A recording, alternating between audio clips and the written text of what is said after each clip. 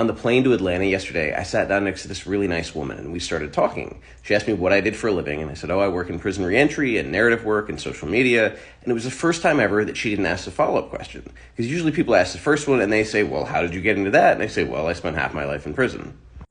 Instead, she asked a bunch of questions and then started telling me about the volunteer work she does, which is basically working with children and families to keep the children out of foster care. And it was a wonderful conversation. It eventually turned to her losing her husband of 38 years and that transition and living alone and not liking to cook. And because of something I've done, I have a pass to the Delta Lounge and I also had a guest pass. So I was like, hey, you've got this long layover. You're going to be here for hours. Why don't you come with me? And I only had about 20 minutes until my next flight. So we were running and we got to the first Delta Lounge and it was a capacity and there was a waiting list. We got back on the plane train and went to the other terminal. Finally, I got her into the lounge. As we were checking in, she was telling me their family always tells her she's crazy. And she goes, oh, when I tell them that I went with some nice young man and went into the Delta Lounge, they're just going to think I'm crazy. And I was like, if you only knew.